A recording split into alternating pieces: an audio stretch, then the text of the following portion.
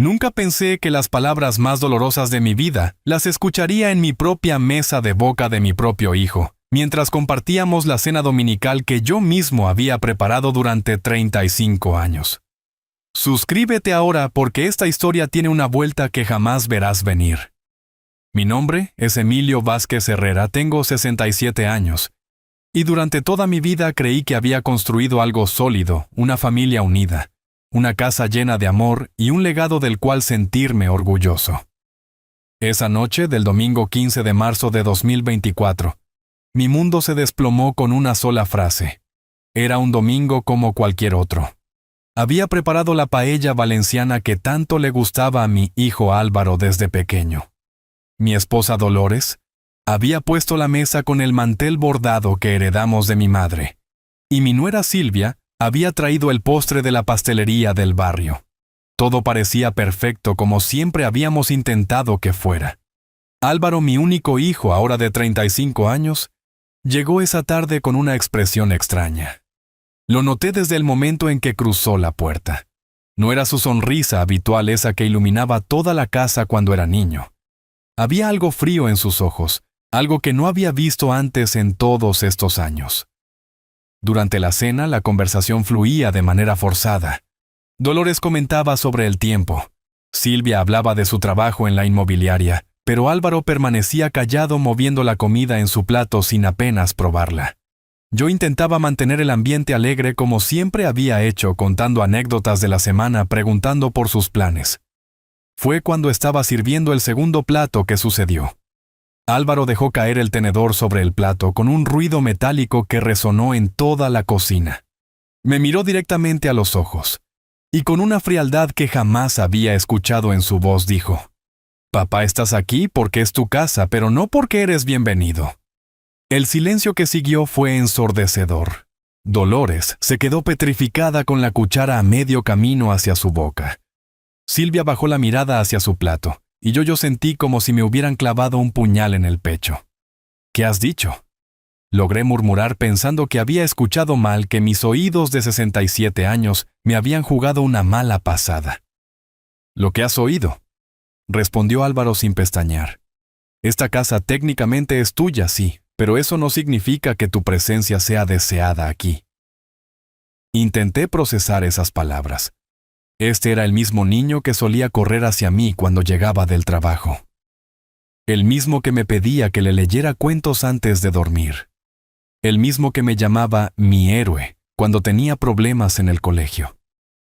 ¿Cómo era posible que ese mismo niño, ahora convertido en hombre, me estuviera diciendo que no era bienvenido en mi propia casa? Álvaro, intervino Dolores con voz temblorosa. «No hables así a tu padre». «No, mamá», replicó él con firmeza. «Es hora de que las cosas queden claras. Papá necesita entender que las cosas van a cambiar». Mi mente comenzó a funcionar a toda velocidad. ¿Cambiar? ¿Qué cosas iban a cambiar? ¿Y por qué nadie me había consultado sobre estos supuestos cambios? Miré a Dolores buscando respuestas en sus ojos, pero ella evitó mi mirada. «¿De qué cambios hablas, hijo?», pregunté tratando de mantener la calma, aunque por dentro sentía que el suelo se movía bajo mis pies. «Ya lo discutiremos», fue su única respuesta antes de levantarse de la mesa. «Y Silvia, nos vamos».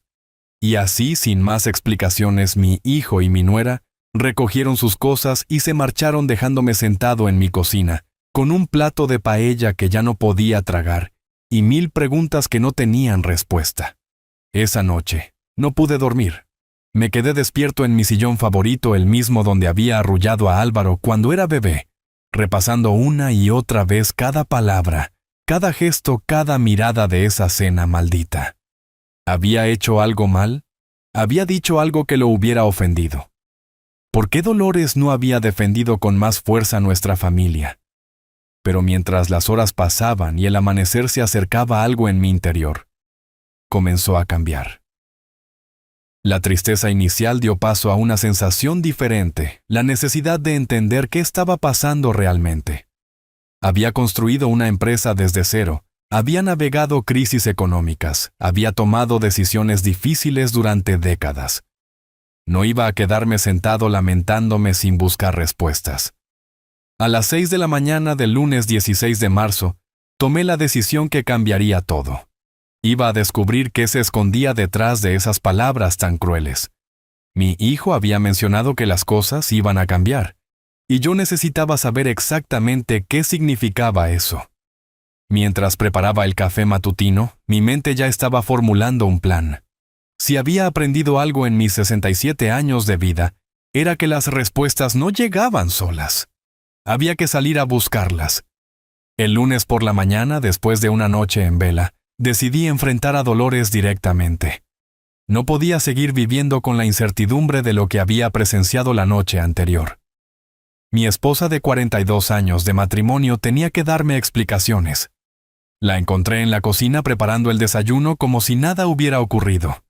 Llevaba puesta esa bata azul que tanto me gustaba, la misma que usaba cuando éramos jóvenes recién casados. Pero ahora, observándola con detenimiento, noté algo diferente en sus movimientos. Había una tensión en sus hombros, una rigidez que no era natural en ella. «Dolores», dije con voz firme. «Necesitamos hablar». Ella no levantó la vista de la cafetera. «¿Sobre qué, Emilio?» «Sobre lo que pasó anoche, sobre lo que dijo nuestro hijo y sobre por qué tú no parecías sorprendida». Fue entonces cuando se detuvo. Sus manos temblaron ligeramente mientras dejaba la taza sobre la encimera. Después de unos segundos que se sintieron eternos, se giró hacia mí con los ojos llenos de lágrimas. «Sabía que este momento llegaría», murmuró. «¿Qué momento, Dolores? ¿De qué estás hablando?» Se sentó en la silla frente a mí, la misma donde había alimentado a Álvaro cuando era pequeño, donde habíamos compartido miles de desayunos felices. Pero ahora esa silla parecía estar a kilómetros de distancia. Emilio Álvaro vino a verme hace 3 semanas. Estaba muy alterado, hablando de planes de futuro, de cosas que yo no quería escuchar. Mi corazón comenzó a latir más rápido. ¿Qué tipo de planes él piensa? Él cree que nosotros ya somos demasiado mayores para manejar todo esto. Hizo un gesto abarcando la casa. La hipoteca ya está pagada, los ahorros están creciendo, y él dice que sería mejor si... Sí que, Dolores, dímelo claramente.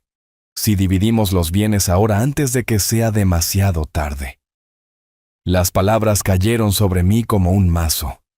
¿Dividir los bienes? Mi hijo estaba planeando repartirse mi patrimonio mientras yo aún estaba vivo y en perfecto estado de salud. ¿Y tú qué le dijiste?, pregunté, aunque temía la respuesta. Dolores se cubrió el rostro con las manos. Al principio me negué rotundamente. Le dije que era su padre, que nos habíamos sacrificado toda la vida por él, que esta casa era nuestro hogar. Al principio. Pero él insistió, Emilio, día tras día. Me llamaba por las mañanas cuando tú salías a caminar. Me visitaba por las tardes cuando estabas en el taller. Me explicaba que no era nada personal, que simplemente era lo más inteligente desde el punto de vista financiero. Sentí como si estuviera viendo a una extraña. Esta mujer que había compartido mi cama durante 4 décadas me había estado ocultando conversaciones secretas con nuestro hijo sobre mi propio futuro. ¿Y Silvia?, pregunté. ¿Ella también está involucrada? Silvia fue quien tuvo la idea inicialmente, confesó Dolores con voz quebrada. Ella trabaja en bienes raíces, conoce el mercado. Dice que esta casa vale ahora mucho más de lo que pagamos, que el barrio se ha revalorizado enormemente. Todo comenzaba a tomar forma en mi mente. No era solo una rabieta de mi hijo o una crisis familiar pasajera. Era un plan calculado, una estrategia financiera diseñada por mi nuera y ejecutada por mi propio hijo, con la complicidad silenciosa de mi esposa. ¿Cuánto tiempo llevan planeando esto?, pregunté con la voz más calmada que pude reunir. Desde enero, admitió. Silvia hizo que Álvaro consultara con un abogado especializado en herencias. Aparentemente hay formas legales de adelantar la división de bienes si todas las partes están de acuerdo.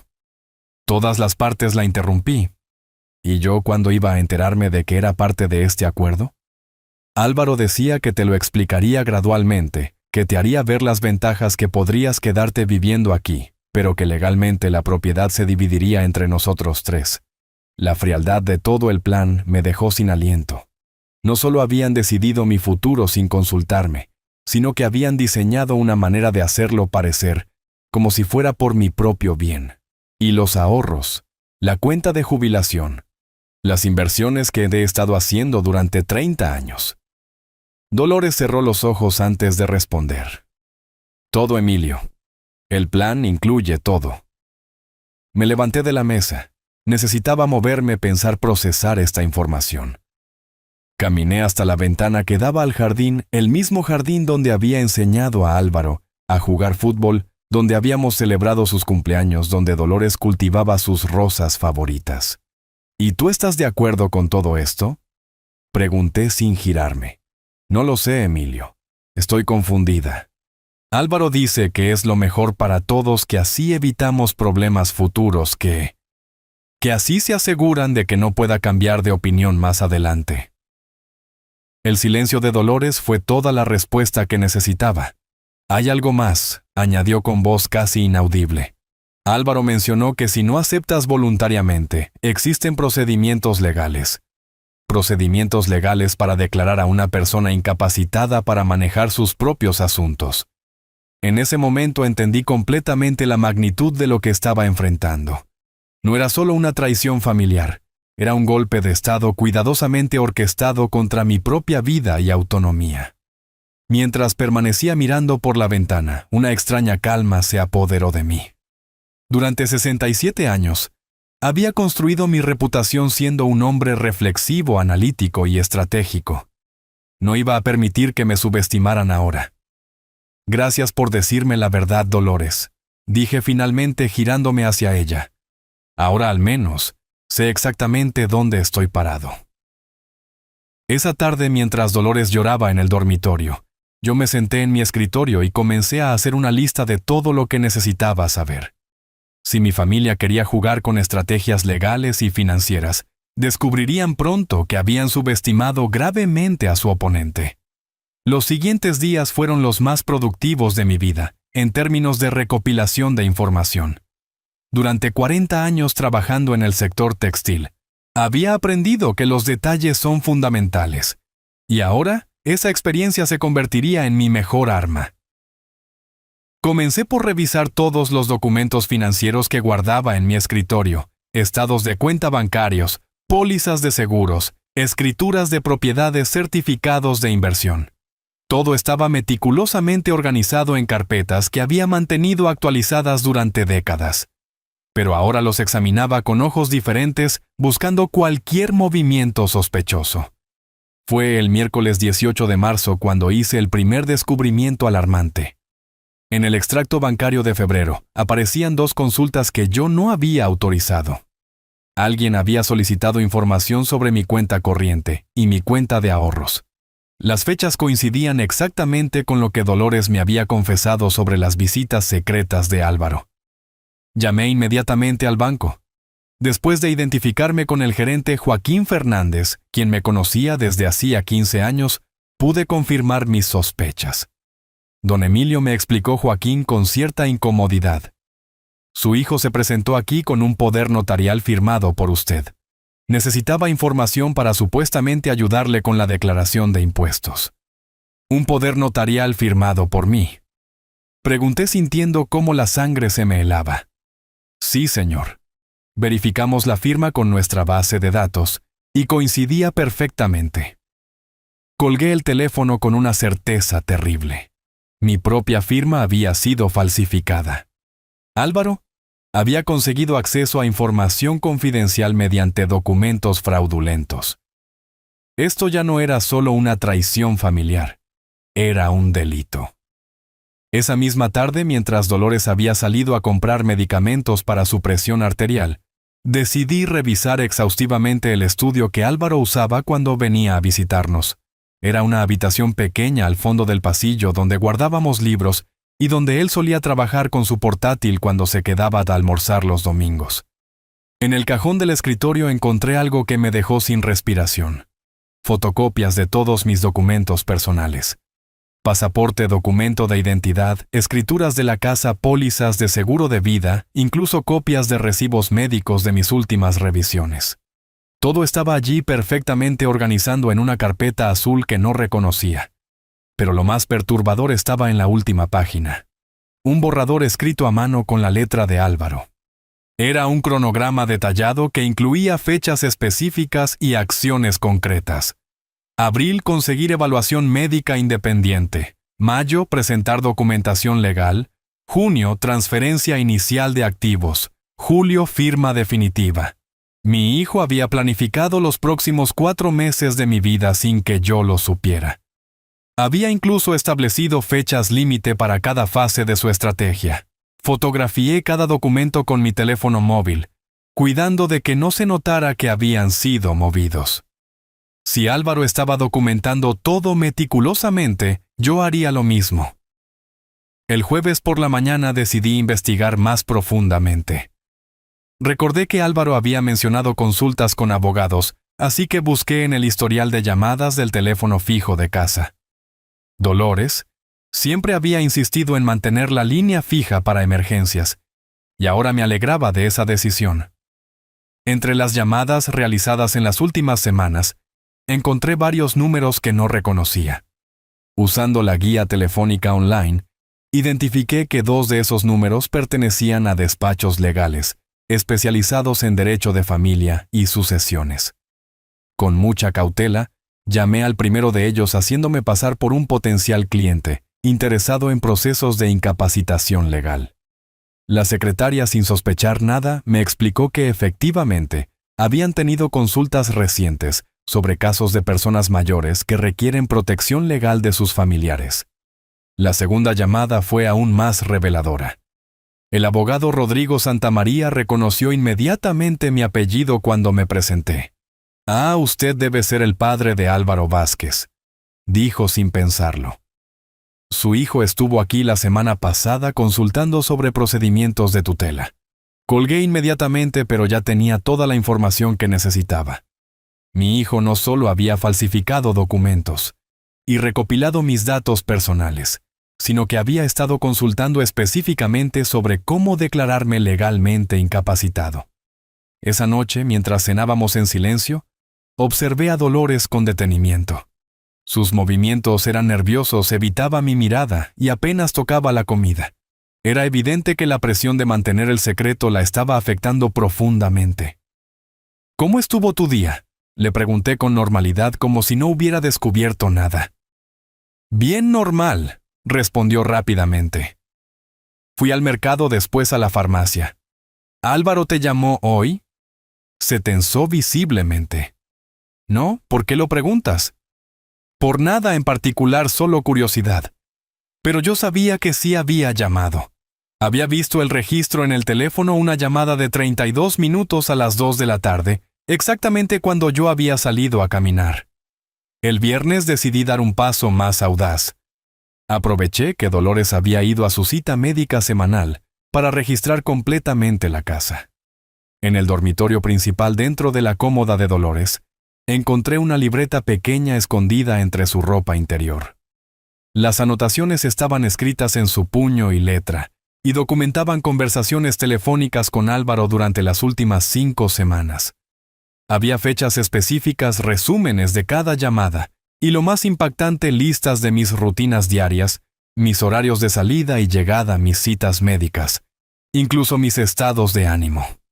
Mi propia esposa había estado espiándome y reportando mis actividades a nuestro hijo, como si fuera una agente encubierta. En la última entrada fechada el día anterior, leí algo que me heló la sangre. Álvaro dice que ya tiene todo preparado.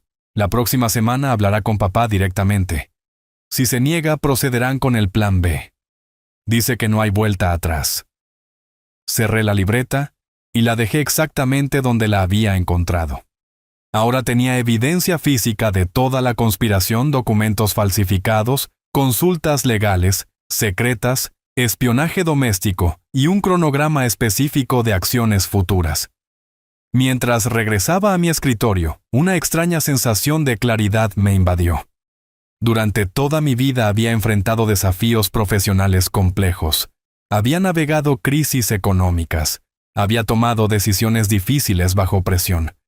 pero nunca había enfrentado nada que requiriera tanto de mi capacidad estratégica como esto. Mi familia había cometido un error fundamental. Habían asumido que era un anciano indefenso y previsible. Estaban a punto de descubrir lo equivocados que estaban. Esa tarde comencé a redactar mi propio plan de acción. Si ellos tenían un cronograma, yo tendría uno mejor.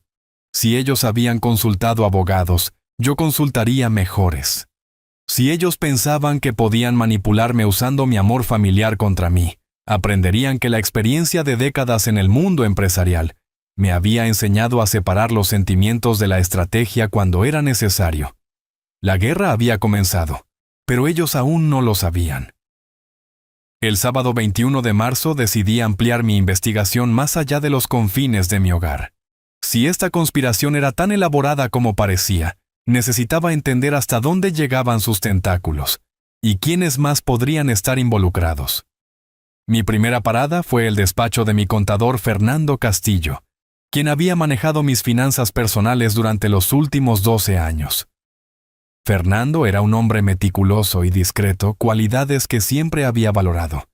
Pero ahora necesitaba saber si esa discreción había sido comprometida.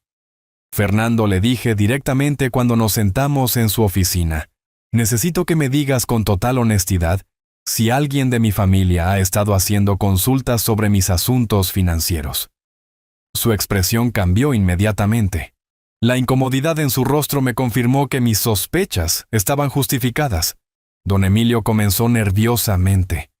Su nuera Silvia vino a verme hace 3 semanas.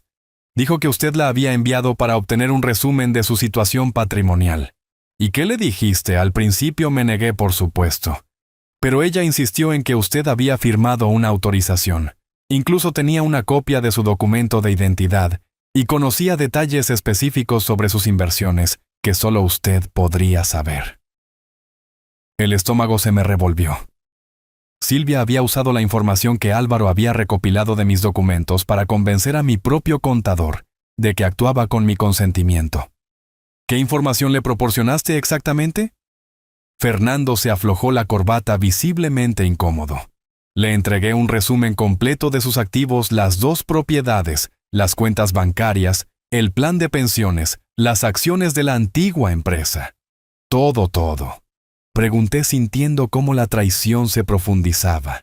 Sí, señor. También le expliqué sobre la estructura de sus inversiones y le proporcioné las valoraciones actualizadas de cada activo. Me quedé en silencio durante unos momentos, procesando la magnitud de lo que acababa de escuchar. Silvia no solo tenía acceso a información general sobre mi patrimonio, sino que conocía cada detalle de mi situación financiera con precisión exacta. Mencionó para qué necesitaba esa información. Dijo que estaban planificando una sorpresa para su cumpleaños, algo relacionado con una reorganización de sus inversiones para optimizar los impuestos. Una reorganización de mis inversiones. La ironía era casi cómica. Mi propio dinero estaba siendo usado para financiar el plan que pretendía arrebatármelo. Después de salir del despacho de Fernando, decidí visitar a mi médico de cabecera, el doctor Patricio Mendoza, quien me había atendido durante los últimos 8 años. Si el plan de Álvaro incluía una evaluación médica independiente, necesitaba saber si ya habían dado pasos en esa dirección. Doctor Mendoza, le dije durante lo que aparentaba ser una consulta rutinaria. ¿Ha recibido alguna llamada de mi familia solicitando información sobre mi estado de salud? Su reacción fue inmediata y preocupante. Efectivamente, su hijo llamó la semana pasada, preguntando sobre su capacidad cognitiva y su estado general de salud. ¿Y qué le dijiste? Le expliqué que no podía proporcionar información médica sin su autorización explícita, por supuesto. Pero insistió mucho diciendo que estaba preocupado por algunos episodios de confusión que usted habría tenido recientemente. ¿Episodios de confusión?, repetí incrédulo. Sí mencionó que últimamente usted había estado olvidando conversaciones importantes, repitiendo las mismas preguntas y mostrando signos de desorientación temporal. La audacia de Álvaro me dejó sin palabras. No solo estaba recopilando información médica sobre mí, sino que estaba fabricando síntomas inexistentes para construir un caso de deterioro cognitivo. Doctor, usted me ha examinado hace apenas un mes. ¿Observó algún signo de deterioro cognitivo en mí? Absolutamente ninguno, don Emilio. Sus funciones cognitivas están perfectamente normales para su edad. De hecho, su agilidad mental es superior a la de muchos pacientes 20 años más jóvenes. Le dijo eso a mi hijo. Se lo expliqué claramente, pero él insistió en que quizás debería derivarlo a un especialista en geriatría para una evaluación más profunda. Ahora entendía completamente la estrategia. Álvaro estaba construyendo sistemáticamente un expediente que justificara una declaración de incapacidad. Había falsificado documentos, recopilado información financiera detallada, consultado a abogados especializados y ahora estaba intentando establecer un historial médico ficticio. Esa tarde decidí hacer una visita sorpresa a la inmobiliaria donde trabajaba Silvia. Necesitaba evaluar personalmente a la verdadera arquitecta de este plan. La oficina de propiedades morales y asociados estaba ubicada en el centro de la ciudad, en un edificio moderno que reflejaba el éxito del negocio inmobiliario local. Cuando llegué, la recepcionista me informó que Silvia estaba atendiendo a un cliente, pero que podía esperarla. Mientras aguardaba, escuché fragmentos de su conversación a través de la puerta de vidrio de su oficina. Estaba hablando por teléfono y aunque no podía distinguir todas las palabras, sí pude captar algunas frases que me helaron la sangre. El proceso está más avanzado de lo que pensábamos. La valoración de la propiedad principal es excelente. Deberíamos acelerar el cronograma. Cuando finalmente salió a recibirme, su expresión de sorpresa confirmó que mi visita no era esperada ni deseada. «Emilio», dijo con una sonrisa forzada, «qué sorpresa verte por aquí. Silvia, necesito hablar contigo sobre algo importante». La llevé a un café cercano donde decidí poner a prueba hasta dónde llegaba su duplicidad. Durante 20 minutos mantuve una conversación aparentemente casual sobre el mercado inmobiliario, los precios de las propiedades en nuestro barrio y las tendencias de inversión. Silvia respondía con entusiasmo profesional, proporcionando detalles específicos sobre valoraciones y oportunidades de mercado. Pero lo que más me impactó fue su conocimiento preciso sobre las características exactas de mi propiedad.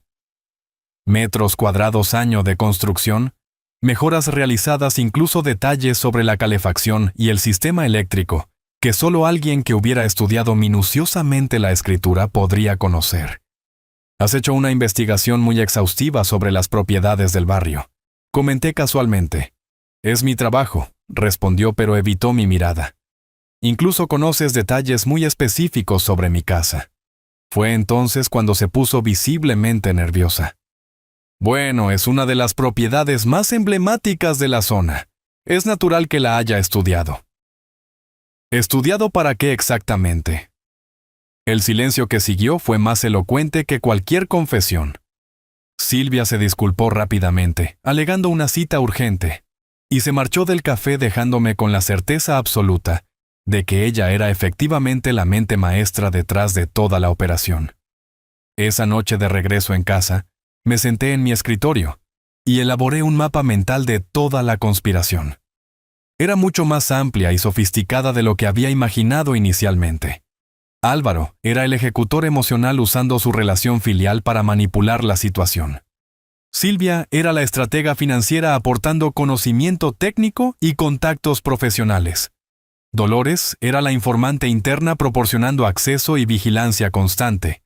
Y habían logrado infiltrarse en mi círculo de confianza profesional, comprometiendo tanto a mi contador como intentando manipular a mi médico.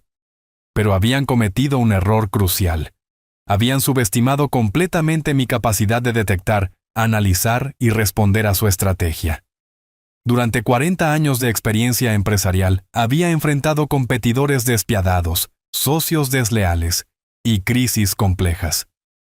Esta situación, aunque personalmente dolorosa, no era diferente en términos estratégicos. Mientras organizaba toda la evidencia que había recopilado durante la semana, una sensación de determinación fría se apoderó de mí. Ya no era solo cuestión de defender mi patrimonio o mi autonomía. Era cuestión de enseñar una lección fundamental sobre las consecuencias de traicionar la confianza de alguien que había dedicado su vida entera a proteger y proveer para su familia. El lunes comenzaría la fase 2 de mi investigación, identificar aliados y preparar mi contraofensiva. El lunes 23 de marzo, decidí que había llegado el momento de transformar mi papel de víctima silenciosa en el de estratega activo. Durante el fin de semana, había analizado minuciosamente toda la información recopilada, y ahora necesitaba profesionales de confianza que me ayudaran a proteger lo que había construido durante décadas. Mi primera llamada fue a Sebastián Morales, un abogado especializado en derecho patrimonial que había conocido años atrás durante una conferencia sobre planificación financiera para jubilados.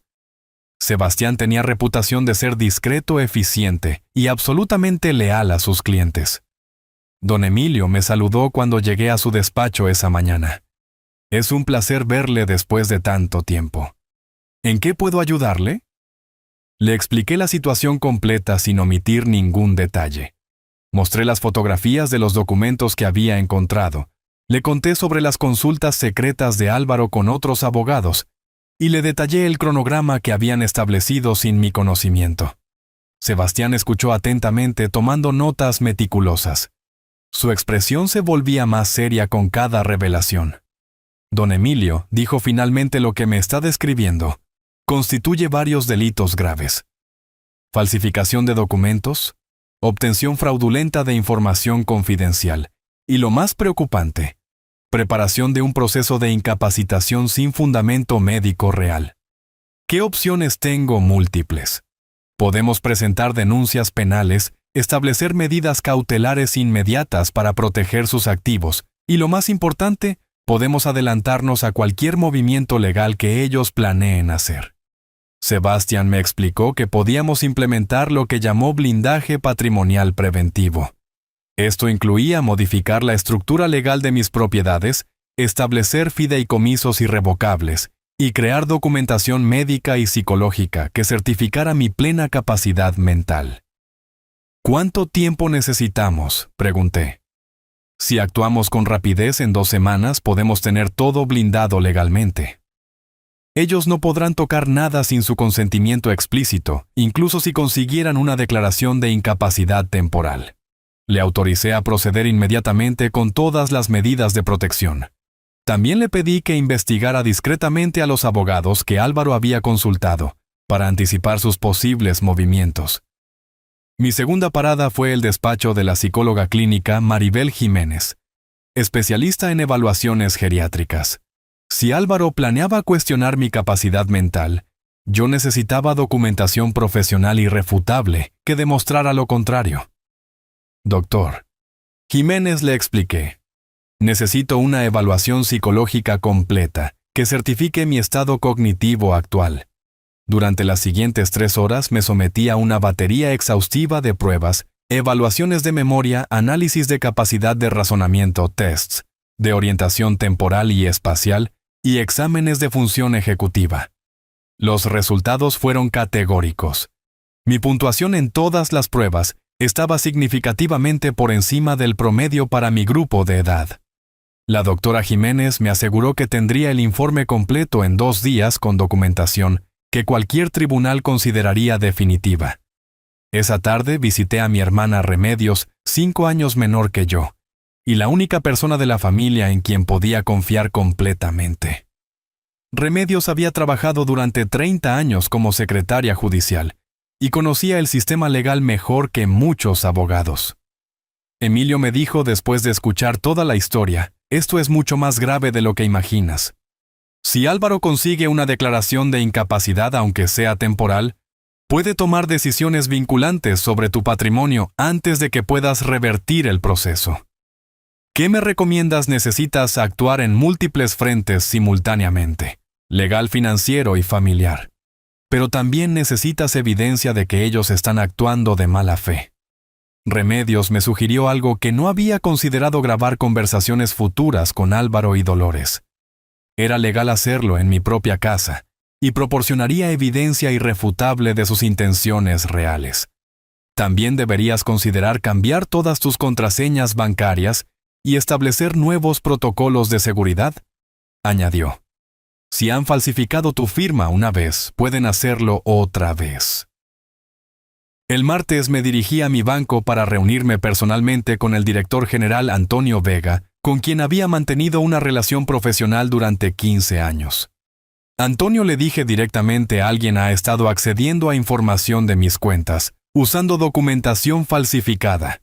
Necesito implementar medidas de seguridad extraordinarias. Antonio se tomó el asunto muy en serio. Establecimos un protocolo especial, donde cualquier consulta o transacción relacionada con mis cuentas requeriría verificación telefónica directa conmigo, usando preguntas de seguridad que solo yo conocía. Don Emilio me explicó: también podemos congelar temporalmente el acceso a información sobre sus cuentas, mientras investigamos cómo obtuvieron los datos anteriormente. Además, me sugirió abrir una nueva cuenta corriente en otra sucursal, transferir allí la mayoría de mis ahorros líquidos y mantener solo fondos mínimos en las cuentas originales. El miércoles recibí una llamada inesperada que cambió completamente mi perspectiva sobre los aliados disponibles. Era Esperanza Ruiz, la hermana menor de Dolores, quien llamaba desde Valencia. Emilio me dijo con voz preocupada: Dolores me llamó ayer muy alterada. Me contó algo sobre problemas familiares y planes de Álvaro que me tienen muy preocupada. ¿Qué te dijo exactamente? Que Álvaro está presionándola para que apoye algún tipo de procedimiento legal contra ti. Ella está muy confundida y asustada, pero siente que no puede contradecir a su propio hijo. Esta información me resultó reveladora. Dolores no era una conspiradora entusiasta, sino una víctima de la manipulación emocional de Álvaro. Esto me daba una nueva perspectiva sobre cómo abordar la situación con mi esposa. Esperanza, ¿estarías dispuesta a hablar con Dolores sobre esto? Por supuesto. De hecho, estoy planeando visitarlos la próxima semana. Podría ayudar a que Dolores vea la situación desde otra perspectiva. El jueves, completé el último elemento de mi estrategia defensiva. Contraté los servicios de un investigador privado, Gabriel Herrero, especializado en casos de fraude familiar.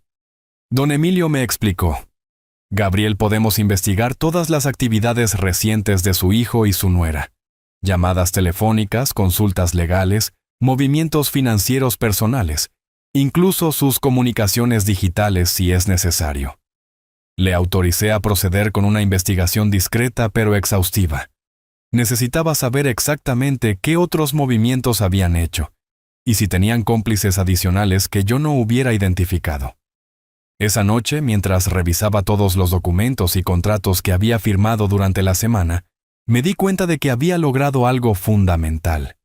Había pasado de ser un objetivo vulnerable a ser alguien protegido por múltiples capas de defensa legal y financiera. Sebastián había comenzado los trámites de blindaje patrimonial. La doctora Jiménez había certificado mi perfecta capacidad mental. Antonio había asegurado mis recursos financieros. Remedios me proporcionaba asesoría legal práctica. Esperanza se convertiría en mi aliada para abordar a Dolores. Y Gabriel estaba investigando a mis adversarios. Pero lo más importante era que había recuperado algo que había perdido durante esas semanas de confusión y dolor: el control absoluto de la situación. Ya no estaba reaccionando a los movimientos de otros, sino anticipándome a ellos y estableciendo mis propias reglas del juego. El viernes por la noche, mientras Dolores dormía inquietamente a mi lado, yo permanecí despierto planificando los próximos pasos. Álvaro había mencionado en su cronograma que abril sería el mes de la evaluación médica independiente, pero cuando llegara ese momento, él se encontraría con que yo ya tenía documentación médica irrefutable, protección legal completa y evidencia sólida de todas sus actividades fraudulentas. La fase defensiva de mi estrategia estaba completa. Ahora era momento de pasar a la ofensiva. El lunes 30 de marzo recibí noticias que cambiarían completamente el equilibrio de fuerzas en esta batalla silenciosa. Gabriel Herrero, mi investigador privado, había descubierto información que superaba mis peores expectativas. Don Emilio me dijo cuando nos reunimos en su oficina: necesita sentarse para escuchar esto. Gabriel desplegó sobre su escritorio una serie de fotografías, extractos bancarios y transcripciones telefónicas que habían obtenido mediante métodos completamente legales. Su nuera Silvia ha estado organizando esta operación durante más tiempo del que imaginábamos. Encontramos evidencia de que comenzó a investigar su patrimonio hace más de 6 meses, mucho antes de que su hijo estuviera involucrado. Me mostró capturas de pantalla de búsquedas online que Silvia había realizado sobre procedimientos de tutela para personas mayores y derechos hereditarios anticipados. Las fechas se remontaban a septiembre del año anterior. Pero lo más importante, continuó Gabriel, es que descubrimos que Silvia tiene deudas significativas que había ocultado a su esposo. ¿Qué tipo de deudas invirtió fuertemente en un proyecto inmobiliario que fracasó completamente? Debe más de 150,000 euros a varios inversores privados. Los pagos vencieron en enero, y los acreedores están presionando agresivamente. Todo encajaba perfectamente. Silvia no estaba motivada por preocupación familiar o planificación financiera inteligente. Estaba desesperada por saldar deudas que habían puesto su propia solvencia en peligro. ¿Álvaro sabe sobre estas deudas?, pregunté. Aparentemente no. Nuestras fuentes indican que Silvia ha logrado mantenerlo completamente ajeno a su situación financiera real. Gabriel me entregó entonces el documento más impactante, una conversación telefónica transcrita entre Silvia y uno de sus acreedores. Si no consigo acceso a esos activos antes de mayo, había dicho Silvia, tendré que declararme en bancarrota. Mi suegro tiene propiedades por más de $500,000 de euros que están prácticamente abandonadas. Es un anciano que vive solo con su esposa sin capacidad real para administrar esa riqueza. Leer esas palabras fue como recibir un puñetazo en el estómago. Silvia había convertido mi familia, mi hogar y mi patrimonio en una simple transacción comercial para resolver sus propios errores financieros. Hay más, añadió Gabriel. Álvaro tampoco está en la situación económica que aparenta. Su negocio de consultoría ha estado perdiendo clientes durante el último año. Sus ingresos han disminuido casi un 40%. La imagen completa comenzaba a formar en mi mente. No se trataba de un plan cuidadosamente meditado para mi bienestar, sino de una operación desesperada de 2 personas con problemas financieros graves que habían decidido usar mi patrimonio como solución a sus crisis personales. Esa tarde, cuando regresé a casa, encontré una sorpresa inesperada. Mi cuñada Esperanza había llegado desde Valencia tal como había prometido. Estaba sentada en la cocina conversando con Dolores, y la tensión entre ambas era palpable. Emilio me saludó a Esperanza con evidente preocupación. Necesitamos hablar los 3 juntos sobre lo que está pasando en esta familia. Durante las siguientes 2 horas, Esperanza ejerció sobre Dolores la presión que yo no había podido aplicar. Como hermana menor, pero más decidida, logró que Dolores confesara detalles que a mí me había ocultado. Álvaro me dijo que si no colaboraba él y Silvia se mudarían lejos, y yo nunca volvería a ver a mis nietos. Admitió Dolores entre lágrimas. ¿Qué nietos?, preguntó Esperanza bruscamente. Álvaro y Silvia no tienen hijos. Los que piensan tener en el futuro, murmuró Dolores. Álvaro dijo que querían formar una familia, pero que necesitaban estabilidad económica primero. Esperanza y yo intercambiamos miradas significativas. Álvaro había usado una promesa de nietos futuros para manipular emocionalmente a su madre, aprovechando su deseo de ser abuela. Dolores dijo Esperanza con firmeza: ¿te das cuenta de que están usando tus propios sueños contra ti para robar el patrimonio de tu esposo? Fue entonces cuando Dolores se derrumbó completamente. Entre sollozos confesó que durante semanas había sentido que algo estaba terriblemente mal, pero que había tenido miedo de contradecir a Álvaro. También me asustó cuando Álvaro mencionó que podrían declarar a Emilio incapacitado, susurró. Yo sé que tu mente funciona perfectamente, pero él insistía en que era por precaución. Esperanza se levantó de la mesa con expresión indignada. Dolores, tu hijo está planeando destruir la vida de su propio padre para resolver problemas de dinero. ¿Cómo puedes siquiera considerar apoyar algo así? Durante esa conversación crucial, obtuve algo que no esperaba mi esposa de vuelta como aliada. Dolores había sido víctima de manipulación emocional tanto como yo había sido víctima de engaño financiero. El martes recibí una llamada de Sebastián Morales que me llenó de satisfacción. Don Emilio, hemos completado todo el blindaje patrimonial. Sus activos están ahora protegidos bajo una estructura legal que hace imposible cualquier acceso no autorizado. ¿Qué significa eso exactamente? Significa que aunque consiguieran una declaración temporal de incapacidad, no podrían tocar ninguna de sus propiedades, cuentas bancarias o inversiones sin pasar por un proceso judicial completo que tomaría años. Sebastián también había investigado a los abogados que Álvaro había consultado. Son buenos profesionales, pero están trabajando con información incompleta y falsa. Cuando descubran que su cliente les mintió sobre su capacidad mental y su situación familiar real, probablemente se retirarán del caso. El miércoles implementé la siguiente fase de mi estrategia: la confrontación controlada. Era momento de que Álvaro supiera que yo conocía exactamente lo que estaba planeando, pero sin revelar aún el alcance de mis contramedidas. Le llamé por teléfono con voz calmada. Álvaro, creo que deberíamos tener una conversación seria sobre el futuro. ¿Podrías venir a casa mañana por la tarde? ¿De qué quieres hablar, papá?, preguntó con cautela. De los cambios que mencionaste en la cena del domingo pasado. Creo que es hora de que me expliques exactamente qué tienes en mente. Pude percibir su nerviosismo a través del teléfono. Está bien, iré mañana alrededor de las 6. Esa noche, con Dolores y Esperanza como testigos, instalé discretamente un sistema de grabación en la sala de estar. Todo lo que Álvaro dijera quedaría registrado como evidencia adicional. El jueves por la tarde, mientras esperaba la llegada de mi hijo, repasé mentalmente todos los elementos que tenía a mi favor. Protección legal completa, evidencia de sus actividades fraudulentas, certificación de mi capacidad mental, aliados familiares recuperados, información sobre las deudas secretas de Silvia, y ahora la capacidad de documentar cualquier nueva mentira o amenaza. Cuando Álvaro llegó a las 6 en punto, traía consigo una carpeta de documentos y una expresión de determinación que no me pasó desapercibida. Venía preparado para una conversación que creía controlar completamente.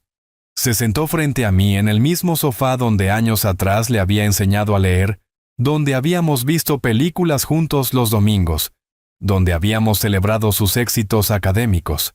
Pero ahora esa misma sala se había convertido en un campo de batalla donde se decidiría el futuro de nuestra relación y de mi autonomía. Papá comenzó con voz seria. He estado pensando mucho sobre nuestra situación familiar y financiera. Creo que ha llegado el momento de hacer algunos ajustes importantes. Te escucho, respondí con la misma calma que había usado durante décadas en negociaciones empresariales complejas. Lo que Álvaro no sabía era que cada palabra que estaba a punto de pronunciar sería utilizada posteriormente como evidencia en su contra. Había subestimado completamente a su adversario y estaba a punto de descubrir el costo real de esa subestimación. Papá, continuó Álvaro desplegando los documentos que había traído.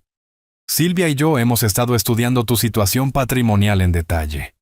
Creemos que hay oportunidades importantes de optimización que deberías considerar seriamente. Lo observé con atención mientras organizaba los papeles sobre la mesa del café.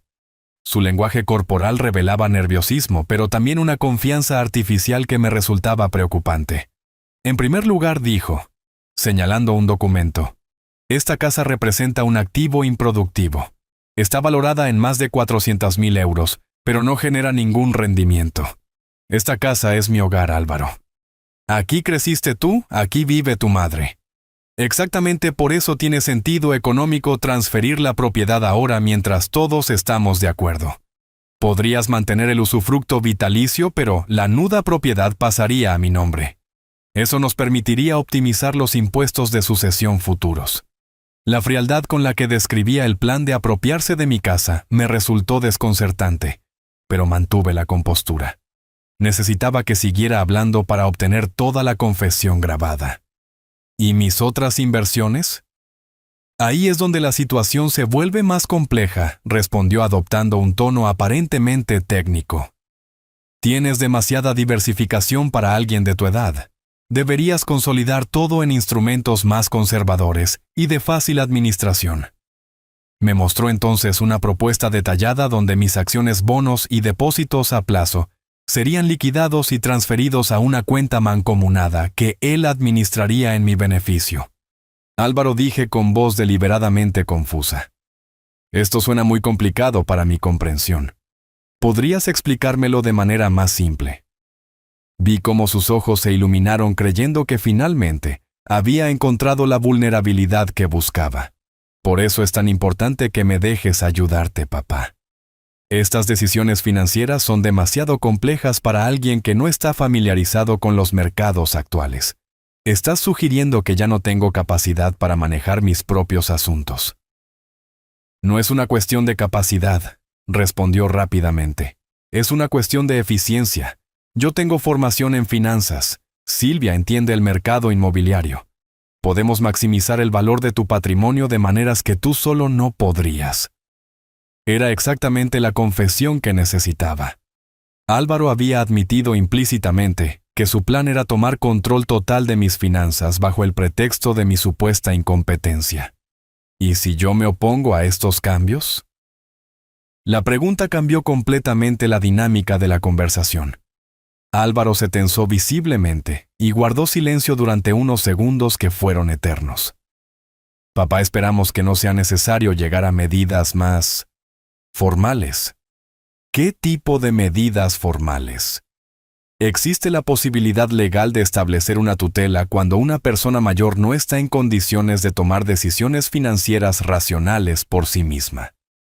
Ahí estaba, la amenaza directa que había estado esperando. Álvaro acababa de confesar con la grabadora funcionando que si yo no entregaba voluntariamente mi patrimonio, procederían a declararme legalmente incapacitado.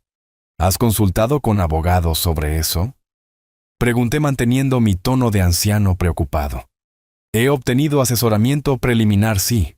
El proceso no es complicado cuando hay evidencia clara de deterioro en la capacidad de juicio. ¿Qué evidencia, Álvaro? Abrió otra carpeta y me mostró documentos que me dejaron sin aliento. Había fotografías de mi casa tomadas desde la calle, mostrando pequeños desórdenes en el jardín. Había copias de recibos médicos donde había subrayado mis visitas por cuestiones menores de salud. Incluso había una lista manuscrita de comportamientos preocupantes que incluía cosas como repetición de conversaciones y olvidos frecuentes. Como puedes ver, dijo con una seguridad que me resultó escalofriante, hemos documentado varios indicadores que podrían preocupar a un evaluador médico independiente. ¿Silvia me ha ayudado con la documentación? Su experiencia profesional ha sido invaluable para presentar la información de manera coherente. En ese momento entendí completamente la sofisticación del plan. No solo habían decidido robar mi patrimonio, sino que habían construido meticulosamente un expediente falso para justificar legalmente su acción. Álvaro, dije adoptando una voz más trémula de lo habitual, todo esto me resulta muy abrumador. ¿Podría pensarlo durante unos días? Por supuesto, papá, pero es importante que no demores mucho la decisión.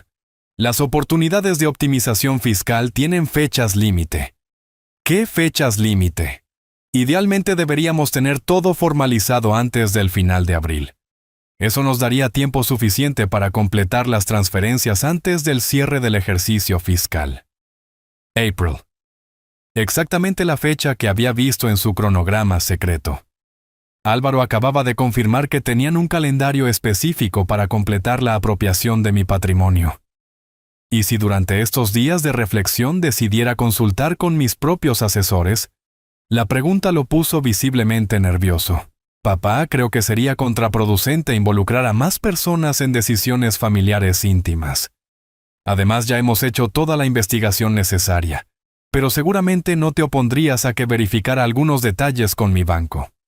El problema, respondió con cautela evidente, es que tu banco podría no entender completamente el contexto familiar de estas decisiones. Podrían crear confusión innecesaria.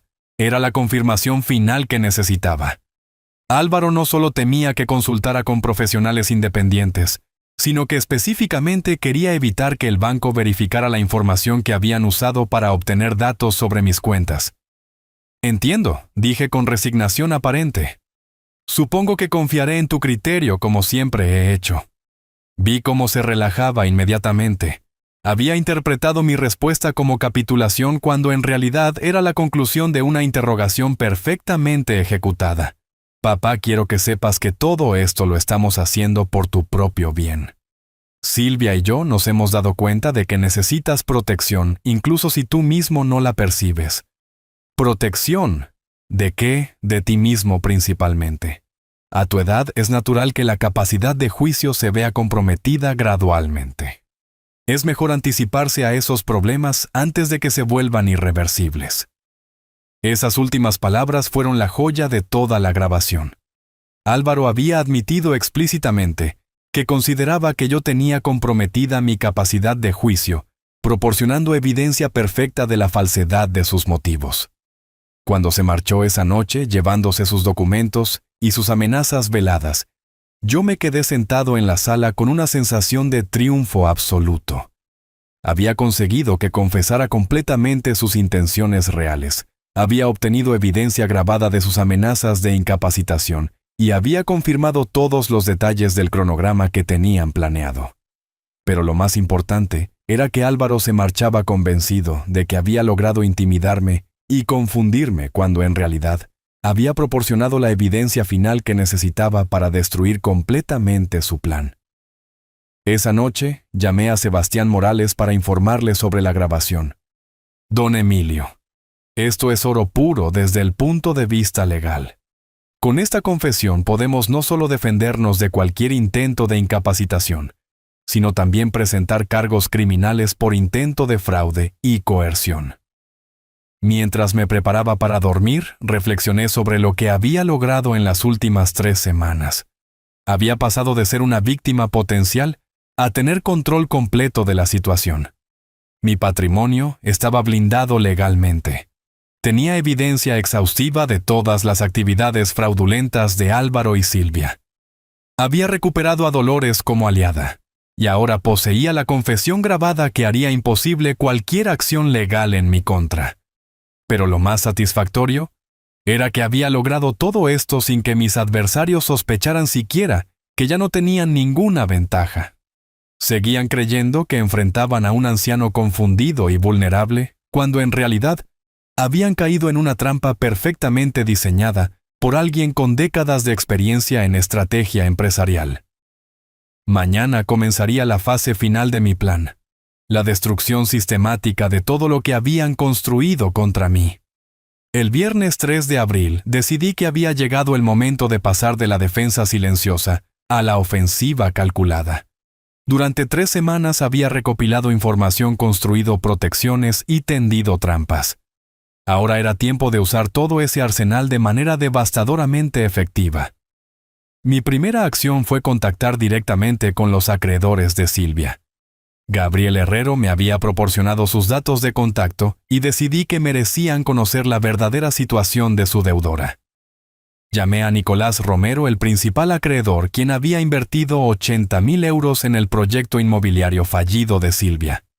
Señor Romero, le dije, soy Emilio Vázquez, suegro de Silvia Moreno. Creo que debería saber que mi nuera está intentando acceder fraudulentamente a mi patrimonio para cubrir las deudas que tiene con usted. La conversación que siguió fue reveladora. Nicolás me confirmó que Silvia le había asegurado repetidamente que tendría acceso a recursos familiares significativos antes del 30 de abril, fecha límite, que había negociado para el pago. Señor Vázquez, ¿está usted dispuesto a garantizar las deudas de su nuera? Absolutamente no. De hecho, le recomiendo que revise cuidadosamente cualquier documento que ella pueda presentar, supuestamente respaldado por mi patrimonio. Es altamente probable que sean falsificaciones.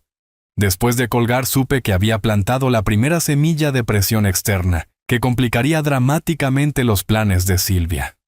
Sus acreedores comenzarían ahora a investigar más profundamente sus promesas de pago, y cualquier intento de usar documentos fraudulentos sería detectado inmediatamente. Mi segunda acción fue aún más directa. Visité personalmente el despacho del abogado Rodrigo Santamaría, quien había estado asesorando a Álvaro sobre procedimientos de tutela. Señor Santamaría, le dije al presentarme en su oficina sin cita previa, soy Emilio Vázquez Herrera, y entiendo que mi hijo ha estado consultando con usted sobre mi supuesta incapacidad mental.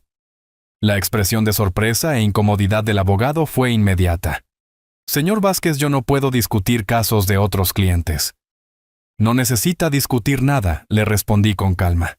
Solo necesita ver esto.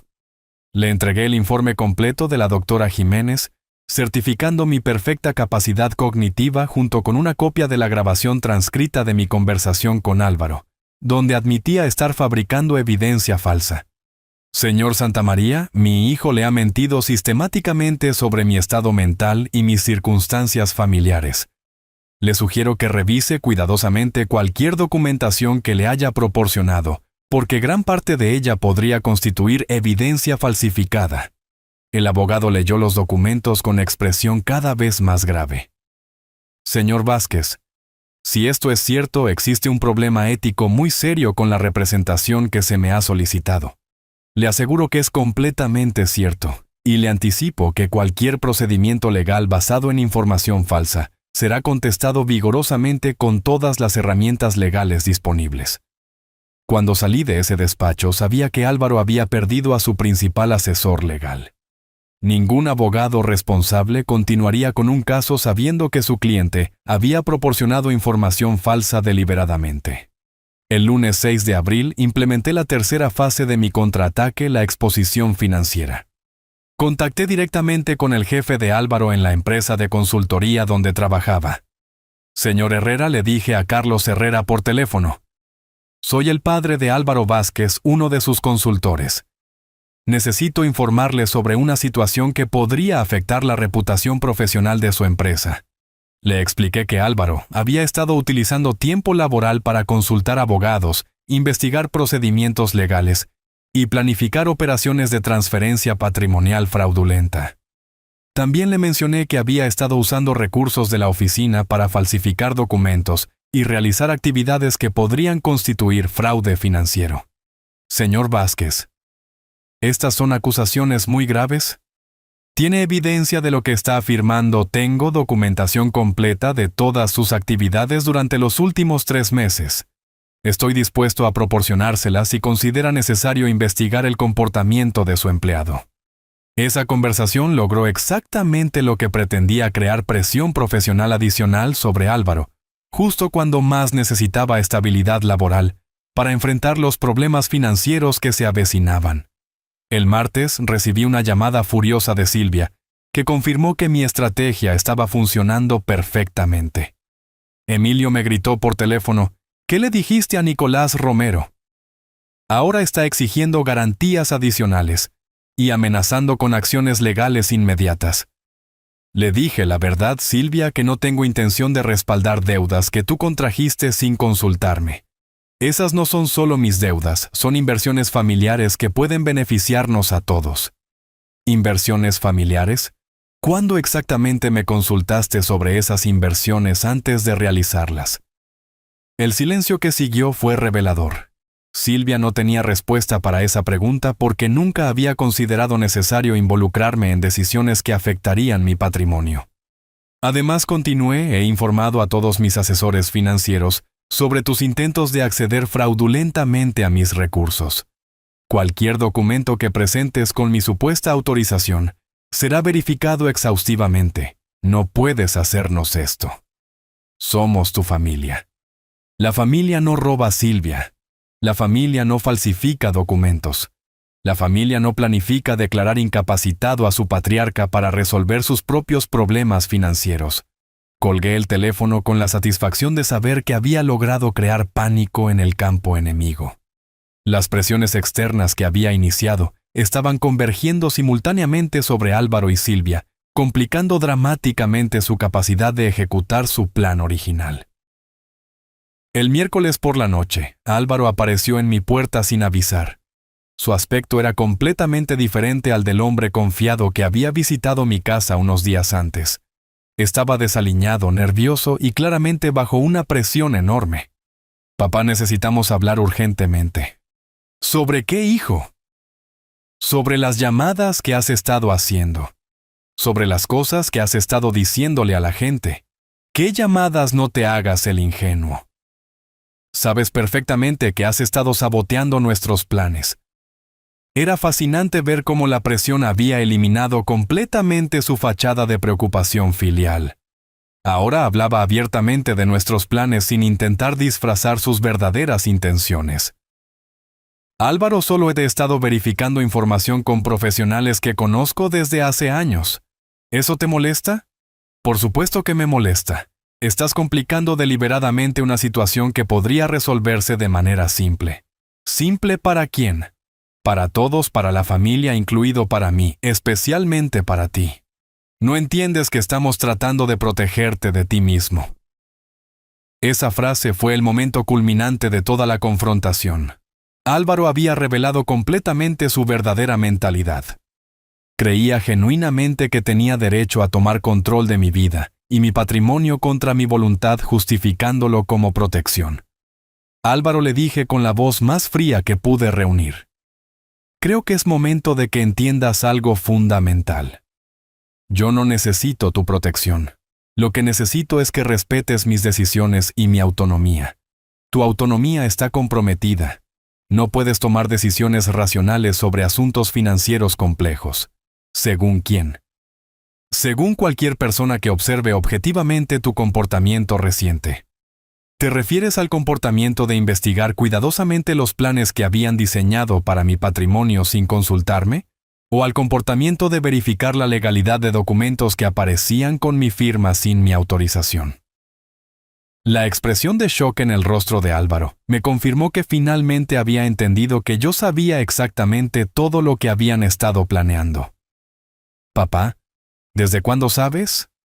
Desde el principio, Álvaro. Desde la noche de esa cena cuando pronunciaste esas palabras tan crueles. Esa fue la primera vez en mi vida que realmente presté atención a quién te habías convertido. Vi cómo toda su estrategia se desmoronaba en tiempo real frente a mis ojos. El plan que habían construido durante meses se estaba desintegrando porque habían subestimado completamente la capacidad de respuesta de su objetivo principal. Cuando se marchó esa noche derrotado y desesperado, yo sabía que había logrado algo fundamental. Había recuperado completamente el control de la situación y había puesto a mis adversarios en una posición defensiva desesperada. La fase de contraataque había sido un éxito completo. Ahora era momento de preparar el golpe final. Los días siguientes fueron testigo de una escalada desesperada por parte de Álvaro y Silvia, que confirmó completamente lo acertado de mi estrategia. Cuando las personas pierden el control de una situación que creían dominar, cometen errores que revelan su verdadera naturaleza. El jueves 9 de abril, Dolores recibió una llamada que cambiaría definitivamente su perspectiva sobre nuestro hijo. Álvaro la contactó con una propuesta que me dejó sin aliento cuando ella me lo contó. Emilio, me dijo, Dolores, temblando. Álvaro me pidió que firmara un documento declarando que he observado deterioro mental en ti durante los últimos meses. ¿Qué le respondiste? Le dije que eso era completamente falso, que tu mente funciona perfectamente, pero él insistió diciendo que era solo una formalidad para proteger la familia. ¿Una formalidad? Me explicó que si yo no cooperaba, ellos tendrían que buscar métodos alternativos para resolver la situación. Sus palabras exactas fueron: «Mamá, puedes hacer esto por las buenas o por las malas». La amenaza directa hacia su propia madre marcaba un punto de no retorno. Álvaro había cruzado la línea entre manipulación familiar y coerción explícita, demostrando hasta dónde estaba dispuesto a llegar. También me dijo algo que me asustó mucho, continuó Dolores. Mencionó que habían investigado casas de cuidado para personas mayores en la región, por si la situación se complicaba. Esas palabras me helaron la sangre. No solo planeaban apropiarse de mi patrimonio, sino que habían contemplado la posibilidad de internarme en una institución para remover cualquier obstáculo a sus planes. El viernes recibí una visita inesperada que confirmaría mis peores sospechas sobre la extensión real de su conspiración. Era Trinidad Vázquez, prima de Dolores, que trabajaba en el ayuntamiento local, quien había venido a advertirme sobre algo inquietante. Emilio me dijo con evidente preocupación. Silvia estuvo en mi oficina ayer preguntando sobre procedimientos para certificados de defunción y transferencias patrimoniales post-mortem. Certificados de defunción dijo que era para un cliente, pero cuando le pregunté detalles específicos, se puso muy nerviosa y cambió el tema. Luego me preguntó sobre los requisitos para validar testamentos y cuánto tiempo toma el proceso de sucesión. La información me resultó profundamente perturbadora. Silvia no solo había contemplado declararme incapacitado, sino que había investigado procedimientos relacionados con mi muerte.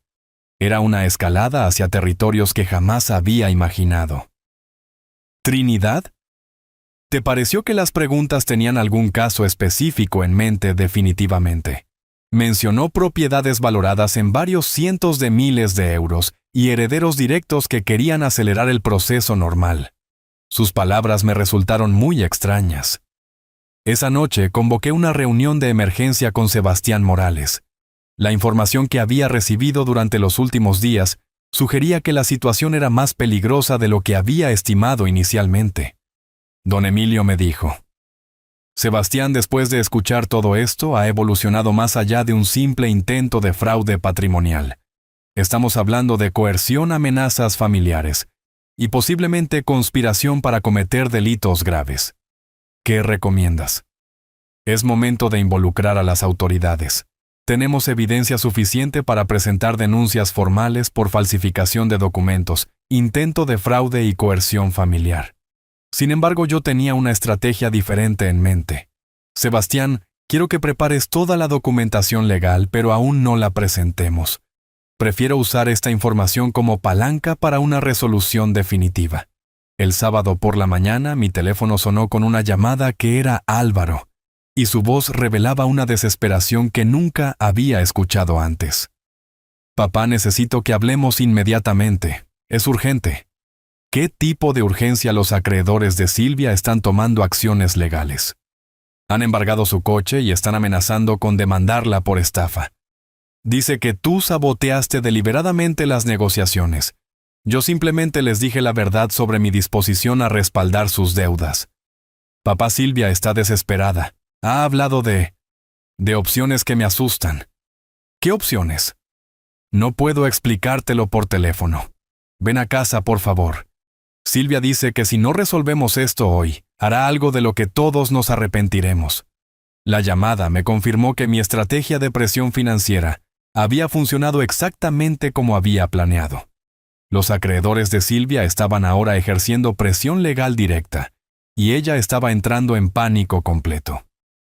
Esa tarde, cuando llegué a la casa de Álvaro, me encontré con una escena que superó todas mis expectativas. Silvia estaba sentada en el sofá rodeada de documentos legales con los ojos hinchados de llorar y una expresión de desesperación absoluta. Emilio me dijo: no. Era solo una solución práctica a un problema temporal. El proyecto inmobiliario habría funcionado si no hubiera sido por la crisis del sector. Necesitaba capital a corto plazo para evitar la bancarrota. Y decidiste que mi patrimonio era la solución a tu problema. No tenía alternativas. Los bancos rechazaron todos mis préstamos.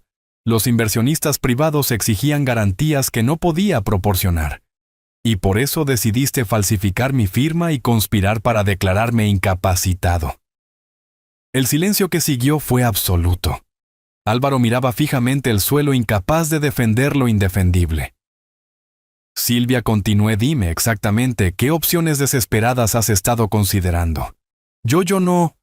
Trinidad Vázquez me contó sobre tu visita al ayuntamiento preguntando sobre certificados de defunción y procesos de sucesión. ¿Quieres explicarme de qué se trataba eso? La expresión de horror que cruzó el rostro de Álvaro me confirmó que él no había estado al tanto de esa investigación particular de su esposa. Silvia exclamó: Álvaro, me dijiste que solo estabas investigando opciones legales normales. Estaba explorando todas las posibilidades, respondió ella defensivamente. Necesitaba entender completamente el panorama legal. ¿El panorama legal de mi muerte?, pregunté directamente. No era eso, era solo información general, pero su incapacidad para sostener la mirada me dijo todo lo que necesitaba saber. Silvia había considerado escenarios que iban mucho más allá de la simple apropiación patrimonial. Álvaro, le dije a mi hijo, ¿te das cuenta de hasta dónde te ha llevado esta mujer? ¿Entiendes que has participado en una conspiración que podría haber terminado de maneras que ni siquiera quiero imaginar? Álvaro se cubrió el rostro con las manos. Papá, yo solo quería... Pensé que estábamos haciendo lo correcto para la familia. ¿Lo correcto? Falsificar documentos es lo correcto. Mentir a abogados es lo correcto. Amenazar a tu propia madre es lo correcto. No sabía que había llegado tan lejos, gritó mirando acusadoramente a Silvia. Me dijiste que era solo planificación financiera preventiva. Era preventiva, respondió Silvia, preventiva, antes de que la situación se volviera irreversible. La discusión entre ellos me reveló algo fundamental. Álvaro había sido manipulado por Silvia tanto como el resto de nosotros. Ella había escalado gradualmente la conspiración involucrándolo paso a paso, sin revelar nunca el alcance completo de sus intenciones. Cuando salí de esa casa esa tarde, llevaba conmigo algo que no había esperado, la certeza de que Álvaro era más víctima que villano en esta historia. Silvia había sido la verdadera arquitecta de toda la operación, usando a mi hijo como instrumento para ejecutar su plan desesperado. Esa noche, mientras reflexionaba sobre todo lo que había presenciado, tomé una decisión crucial sobre cómo manejar la confrontación final que se avecinaba. El domingo 12 de abril recibí la llamada que había estado esperando desde hacía días. Era Álvaro, y su voz sonaba completamente quebrada. Papá, necesito verte solo sin Silvia, por favor. ¿Dónde quieres que nos encontremos? En el parque donde me enseñaste a andar en bicicleta, ¿recuerdas? La referencia a ese lugar cargado de recuerdos de su infancia me indicó que algo fundamental había cambiado en su perspectiva. Accedí a encontrarme con él esa tarde. Cuando llegué al parque, encontré a mi hijo sentado en el mismo banco donde décadas atrás habíamos compartido tardes enteras mientras él aprendía a dominar su primera bicicleta. Pero el hombre que tenía frente a mí estaba completamente destruido emocionalmente. Papá comenzó sin preámbulos. Silvia me mintió sobre todo. ¿Qué descubriste anoche después de que te fueras? Tuvimos una discusión terrible. Le exigí que me explicara eso de los certificados de defunción. Al principio lo negó, pero cuando la presioné se derrumbó completamente. Álvaro se cubrió el rostro con las manos antes de continuar. Me confesó que había considerado escenarios donde tu muerte natural resolvería todos los problemas financieros sin complicaciones legales. Escuchar esas palabras de boca de mi propio hijo me produjo una mezcla de horror y alivio. Horror por la magnitud de lo que Silvia había contemplado. Y alivio porque Álvaro finalmente había visto su verdadera naturaleza. ¿Qué más te dijo? Que las deudas son mucho peores de lo que me había contado. No son 150.000 euros, son más de 300.000. Ha estado falsificando documentos durante meses, no solo los tuyos, sino también de otros clientes de su inmobiliaria. La revelación no me sorprendió, pero confirmó que Silvia era una delincuente habitual, no solo una mujer desesperada que había cometido un error. También me confesó que había hablado con un médico corrupto, dispuesto a firmar un certificado de deterioro mental sin examinarte realmente. Todo a cambio de 20.000 euros. ¿Y tú sabías de esto? No, te juro que no sabía nada de eso. Yo pensé que realmente estábamos tratando de ayudarte con la planificación financiera. Cuando me habló de la tutela, me dijo que era solo por precaución para evitar problemas futuros. Vi lágrimas reales en los ojos de mi hijo por primera vez desde que era niño. Papá, me di cuenta de que he estado viviendo con una extraña. La mujer con la que me casé no existe. Es una manipuladora profesional que me usó para llegar hasta ti. ¿Cómo te sientes al respecto? Avergonzado, furioso, pero sobre todo aterrorizado de pensar hasta dónde podría haber llegado si tú no hubieras descubierto todo a tiempo. La conversación continuó durante más de 2 horas. Álvaro me contó detalles que ni siquiera Gabriel Herrero había descubierto en su investigación. Silvia había estado robando comisiones de su propia inmobiliaria, había falsificado documentos de otros clientes y había usado información privilegiada para estafar a varios inversionistas. Papá, necesito preguntarte algo y necesito que seas completamente honesto conmigo. Dime, ¿puedes perdonarme algún día por todo lo que he hecho? La pregunta me llegó directo al corazón. Durante semanas había estado furioso con mi hijo. Había planeado mi venganza contra él. Había disfrutado viéndolo sufrir las consecuencias de sus acciones. Pero sentado allí viendo a un hombre destruido que se daba cuenta de haber sido manipulado por la persona en quien más confiaba, mi perspectiva cambió completamente. Álvaro, el perdón no es algo que se gana, es algo que se da. Y ya está dado. ¿Cómo puedes decir eso después de todo lo que te he hecho pasar? Porque al final del día sigues siendo mi hijo. Y porque ahora entiendo que la verdadera enemiga nunca fuiste tú. Esa noche Álvaro me acompañó a casa y le confesó toda la verdad a Dolores. Mi esposa lloró durante horas, no solo por el alivio de saber que su hijo no era el monstruo que había aparecido, sino por el dolor de entender cómo habían sido manipulados todos. El lunes por la mañana, Álvaro tomó la decisión más valiente de toda esta pesadilla. Se presentó en la comisaría de policía para denunciar formalmente a Silvia por todos los delitos que había descubierto.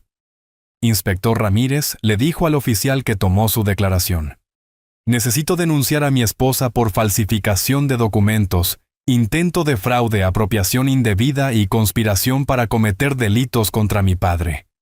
La denuncia de Álvaro, combinada con toda la evidencia que yo había recopilado durante semanas, creó un expediente criminal abrumador contra Silvia, pero lo más devastador para ella fue perder a su principal cómplice y testimonio de descargo. Esa misma tarde la policía ejecutó una orden de registro en la casa de Álvaro y en la oficina de Silvia. Lo que encontraron superó todas nuestras expectativas. Archivos completos de múltiples estafas, documentos falsificados, correspondencia con el médico corrupto y planes detallados para defraudar no solo a nuestra familia, sino a varios clientes más.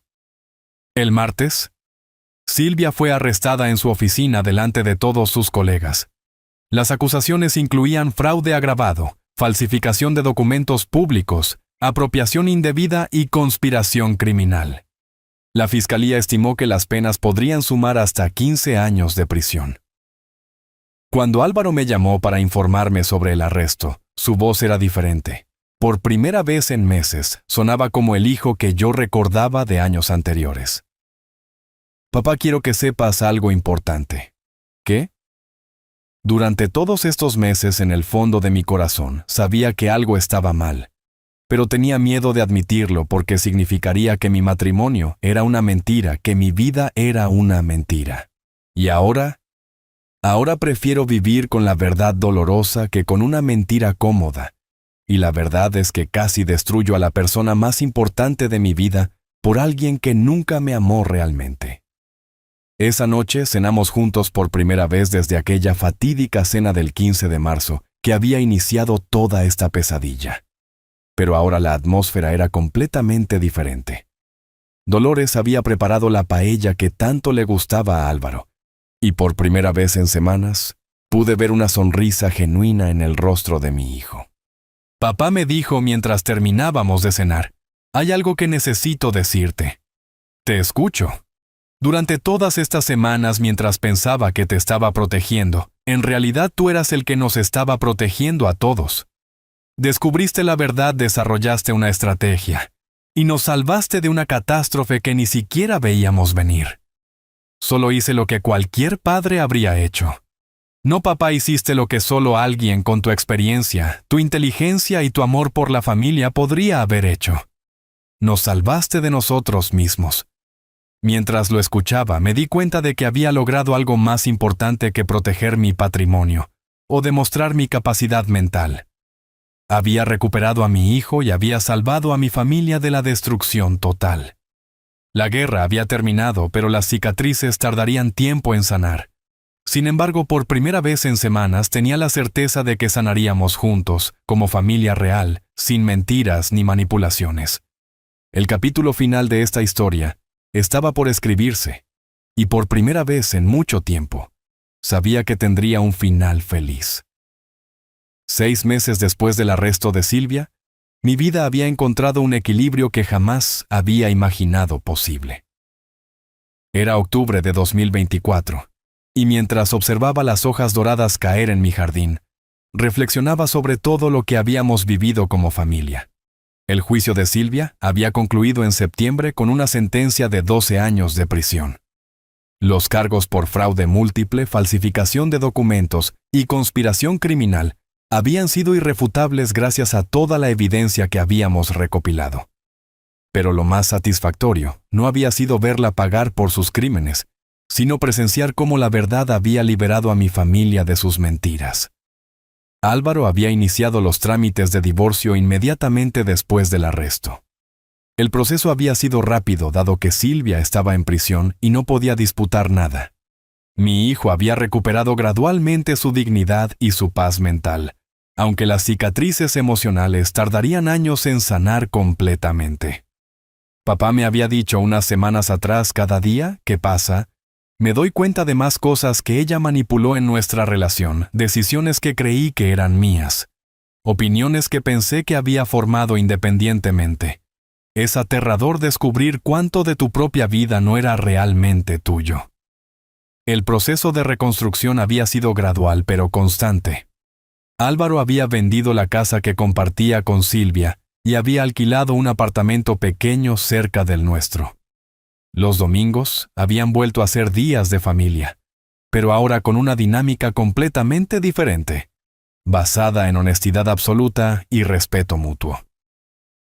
Dolores había experimentado su propia transformación durante estos meses. La culpa por haber sido cómplice, aunque involuntaria, de la conspiración, la había llevado a terapia psicológica. Con ayuda profesional, había aprendido a reconocer las técnicas de manipulación que habían usado contra ella y había desarrollado una nueva fortaleza emocional. Emilio me había confesado una noche mientras paseábamos por el jardín: durante 40 años de matrimonio pensé que te conocía completamente, pero estos últimos meses me mostraron aspectos de tu carácter que nunca había visto. La manera en que manejaste toda esa crisis fue extraordinaria. Solo hice lo que tenía que hacer para proteger a nuestra familia. No hiciste mucho más que eso. Mantuviste la calma cuando yo estaba histérica. Pensaste estratégicamente cuando nosotros estábamos reaccionando emocionalmente. Y lo más importante, nunca perdiste la compasión por Álvaro, incluso cuando creías que él era tu enemigo. La relación con mi hermana Remedio se había fortalecido enormemente.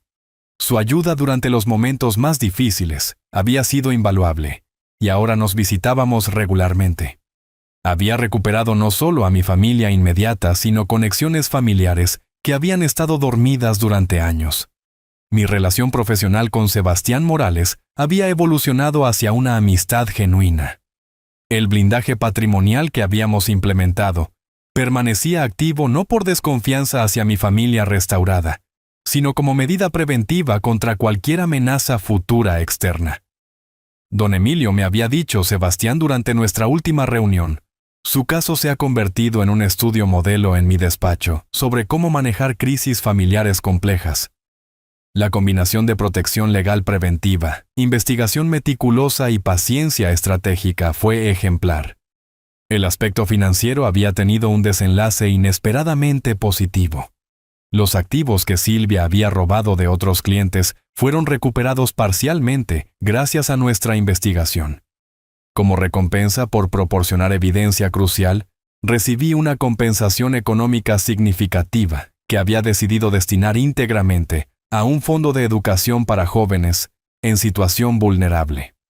Si algo bueno puede salir de esta experiencia, le había explicado a Álvaro, es que otros jóvenes tengan oportunidades genuinas de construir vidas honestas. La mayor transformación había sido en mi propia perspectiva sobre el envejecimiento y la vulnerabilidad. Durante 67 años había construido mi identidad alrededor de ser proveedor y protector. La crisis me había demostrado que esos roles no desaparecen con la edad, sino que evolucionan hacia formas más sofisticadas. Antes de todo esto, reflexioné durante una cena familiar reciente. Pensaba que envejecer significaba volverse gradualmente más dependiente. Ahora entiendo que la experiencia acumulada puede ser el arma más poderosa que tenemos contra quienes intentan aprovecharse de nosotros. Álvaro había encontrado un nuevo propósito profesional. Había dejado su trabajo en consultoría y había comenzado a especializarse en asesoría para prevención de fraudes familiares. Su experiencia personal, aunque dolorosa, le había dado credibilidad única para ayudar a otras familias. Papá, cada semana recibo llamadas de personas mayores que sospechan que sus familiares están tramando algo contra ellos. Poder usar lo que aprendí de ti para ayudarlos me hace sentir que todo este dolor sirvió para algo positivo. El cambio más visible había sido en la dinámica de nuestras cenas dominicales. Ya no había tensiones ocultas, conversaciones forzadas o segundas intenciones. Álvaro traía postres de diferentes pastelerías que descubría durante la semana. Dolores preparaba platos experimentales que encontraba en revistas de cocina y yo contaba anécdotas de mis años empresariales que antes nunca había compartido. ¿Sabes qué es lo que más valoro de estos domingos?, me había preguntado Álvaro hace pocas semanas. ¿Qué? Que por primera vez en años cuando hablamos, todos decimos exactamente lo que pensamos. No hay agendas ocultas, no hay manipulación, no hay miedo. Solo familia real teniendo conversaciones reales. La lección más profunda que había extraído de toda la experiencia era sobre la importancia de mantener la alerta sin perder la capacidad de amar. Durante décadas había confiado ciegamente en mi familia, asumiendo que el amor garantizaba la lealtad. Ahora entendía que el amor verdadero incluye la responsabilidad de proteger a quienes amas, incluso de ellos mismos. Una tarde, mientras organizaba papeles en mi escritorio, encontré la libreta donde había documentado inicialmente todas las evidencias de la conspiración. Releí mis notas de aquellas primeras semanas de investigación, y me sorprendió recordar el miedo y la confusión que había sentido entonces. Si pudiera enviar un mensaje a ese hombre de marzo, pensé le diría que confíe en su instinto, que no subestime su propia capacidad, y que recuerde que la experiencia de vida es el recurso más valioso que tenemos. Esa noche, durante la cena, decidí compartir una reflexión final con mi familia. Álvaro, Dolores, quiero que sepan algo importante. Estos meses han sido los más difíciles de mi vida, pero también los más reveladores. Me enseñaron que la verdadera fortaleza familiar no viene de evitar conflictos, sino de enfrentarlos juntos con honestidad total. ¿Qué quieres decir?, preguntó Dolores. Que ya no tengo miedo de envejecer. Durante toda esta crisis demostré para mí mismo, tanto como para ustedes, que la edad no me ha debilitado. Me ha refinado. Cada año de experiencia fue una herramienta que usé para proteger lo que más amo. Álvaro levantó su copa de vino. Por papá, que nos enseñó que la sabiduría no es solo saber qué hacer, sino cuándo hacerlo y cómo hacerlo sin perder el alma en el proceso. Mientras brindábamos esa noche mirando hacia un futuro que ya no me asustaba, supe que había logrado algo más valioso que proteger mi patrimonio. Había transformado una traición devastadora en una oportunidad de construir relaciones familiares más fuertes y auténticas. La historia había terminado, pero la vida continuaba, y por primera vez en décadas estaba emocionado por descubrir qué vendría después.